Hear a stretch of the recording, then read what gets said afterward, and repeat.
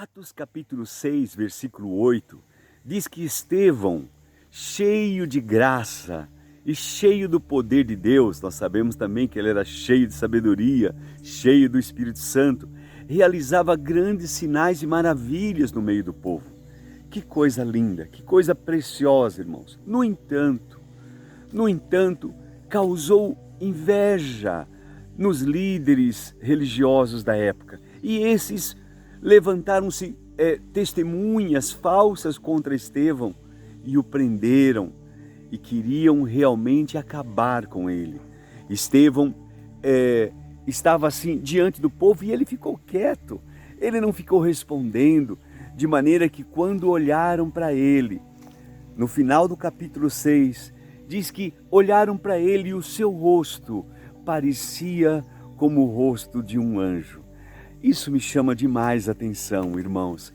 Eu já me perguntei certa vez, o que acontece comigo, como é que eu me pareço quando se levantam falsos testemunhos, quando as pessoas ridicularizam de nós, falam mal de nós, falam aquilo que não é verdade, se levantam falsas testemunhas e dizem todo mal contra nós. Como é que nós reagimos quando somos injustiçados?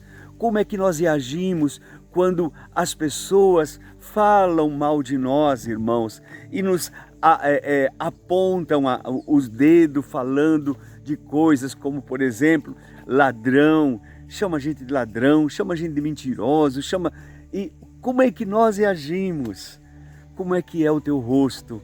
Como fica o nosso rosto neste momento? Eu admiro demais Estevão, porque Estevão neste momento, irmãos, quando olharam para ele, olharam para ele e o rosto dele parecia como o rosto de um anjo. Eu não sei como é o rosto de um anjo, eu não vi ainda um anjo, não sei se você já viu, teve o privilégio de ver, mas eu imagino, irmãos, algo assim pacífico, algo assim que transmitia mansidão, que transmitia graça, que transmitia favor. Assim se comportava Estevão, um homem cheio de graça, cheio do poder, cheio da virtude. Você sabe, Estevão, de fato, irmãos, eles conseguiram levantar falsas testemunhas, de fato, levaram ele a um julgamento injusto, de fato, mataram Estevão, apedrejaram Estevão e acabaram com a vida, com o ministério de Estevão. Talvez, se nós pudéssemos olhar para isso, nós poderíamos dizer, coitadinho de Estevão, por que Deus não fez nada? Se ele era tão servo, se ele era tão fiel a Deus, se ele era um homem cheio do Espírito Santo, por que Deus deixou? Nós às vezes temos facilidade de julgar, não é, irmãos? De apontar o dedo e quem sabe julgar até o próprio Deus. Mas eu quero te dizer uma coisa, Deus está no controle de tudo, irmãos. E as coisas não acontecem segundo o nosso pensar, segundo o nosso achismo, segundo aquilo que nós imaginamos, aquilo que parece tanta injustiça para nós. Deus está vendo, Deus está contemplando, Deus está recebendo. Você sabe que no momento final da vida de Estevão, quando ele estava ali sendo apedrejado, ele teve a coragem, a ousadia de mais do que um rosto de anjo, mas de falar, de orar a Deus e dizer, Senhor, não lhes imputes este pecado. Você já pensou sobre isso, irmãos? Orar por aqueles que estavam maltratando ele. Sabe por quê? Porque Estevão tinha consciência de algumas coisas. Estevão sabia de algumas coisas que às vezes nós não sabemos. Primeira delas, Estevão sabia que eles estavam errados, que eles não sabiam o que estavam fazendo de fato, que eles estavam julgando de uma maneira tão errada. Estevão sabia do certo, Estevão tinha convicção do certo, tinha convicção de que ele estava no caminho com o Senhor.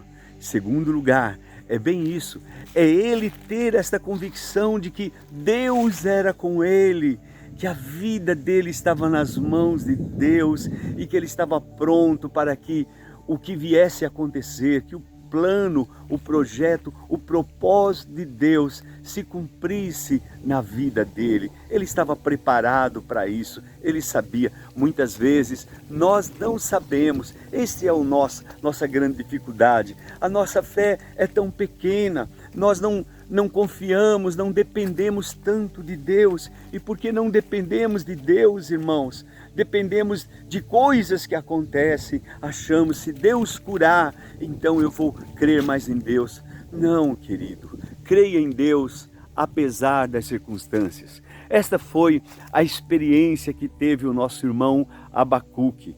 Você, se não leu ainda, leia a história de Abacuque. É lindo, um livrinho tão curto, mas tão cheio de humanismo e também de Deus, de um espírito tão maravilhoso. Abacuque, a princípio, olhava a injustiça que estava acontecendo, todo o mal que estava acontecendo, e ele ficou transtornado. Ele orava e dizia: meu Deus, por que está acontecendo isso? Por que está acontecendo? E quando Deus deu uma resposta para ele, ele ainda ficou mais transtornado ainda. Ele falou: mas como o Senhor vai julgar o teu povo através de um povo mais injusto que ele ainda? Eu estou falando que está mal aqui e o Senhor está trazendo uma nação pior ainda para corrigir o teu povo.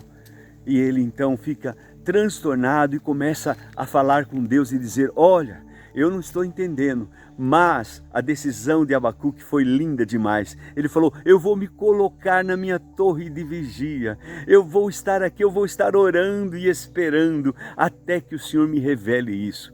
Meu irmão, não saia da presença de Deus quando você não entende as coisas.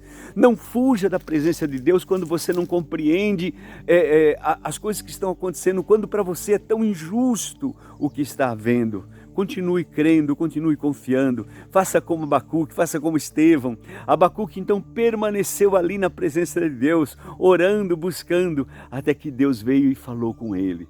E deu uma visão para ele, revelou. Eu imagino que Deus abriu os céus para Abacuque, assim como abriu os céus para Estevão. E naquele momento, Abacuque, presenciando as maravilhas de Deus, ele disse: agora sim, meu Pai, me perdoa. Agora eu entendo e vou confiar em Ti, mesmo que, ainda que a figueira não floresça. Você conhece muito bem essa passagem. Esta é uma fé que vai além da nossa vista, do nosso sentimento. Ainda que aconteça o pior, eu continuarei crendo. Você olha para Estevão, e lá estava Estevão agindo da mesma forma, ali sendo apedrejado, humilhado, sendo injustiçado. Ele falava com Deus e dizia: Pai, não lhes impute este pecado. E depois ele diz: Senhor Jesus, recebe o meu espírito. Ah, que coisa linda! Senhor Jesus, recebe o meu espírito. Isso é glorioso, isso é maravilhoso. Eu quero pedir a você, vamos procurar, irmãos, nós desenvolver uma fé desta natureza, uma fé assim que vai além de todas as circunstâncias, que mesmo que as coisas aconteçam negativamente, nós possamos continuar crendo em nome do Senhor Jesus. Convido você a fazer aquela oração. Eu estou aqui num lugar tão lindo, tão precioso, e eu louvo a Deus por este lugar. Papai, eu te agradeço em nome do Senhor Jesus, te louvo por me conceder o privilégio de estar aqui. E eu oro, meu Pai, por esta terra. Eu oro por esse pedaço de chão que o Senhor tem nos dado, meu Pai. Oro e peço que a Tua mão, o Teu poder venha sobre nós. Que o Senhor nos dê a cada dia mais entendimento e compreensão. Ajude-me, Senhor, a ver as coisas, não como vejo, mas como o Senhor vê. Ajude-me a pensar um pouco mais como o Senhor pensa, a sentir um pouco mais como o Senhor sente. Ajude-me a ser um homem cheio de graça, cheio de virtude, cheio de sabedoria, cheio do Teu Espírito. Papai, faz isso em minha vida, eu te peço. Peço não apenas por mim, mas por esses que oram comigo, meu Pai, por esses que creem assim como nós cremos. Oro por aqueles que estão sofrendo, meu Pai. Deus, a cada dia nós ouvimos uma notícia tão triste, vivemos momentos tão difíceis, mas também vivemos momentos tão preciosos de estar em Tua presença. Eu oro, meu Pai, peço a Tua bênção, o Teu consolo, o Teu conforto, porque isso basta. A Tua graça é mais do que o suficiente. Então derrama a Tua graça agora sobre a vida desse irmão, desta irmã. Ó meu Pai, esse que está sofrendo num leito de dor no hospital, esse que mesmo em casa, meu Pai, sente os sintomas de um mal tão grande que veio sobre nós. Eu oro por eles, oro por aqueles que estão enlutados. Senhor, coloca as Tuas mãos sobre eles, em o nome de Jesus. Eu te agradeço, eu te glorifico. Amém e amém. Que Deus o abençoe, receba o nosso abraço, o nosso carinho, em nome de Jesus.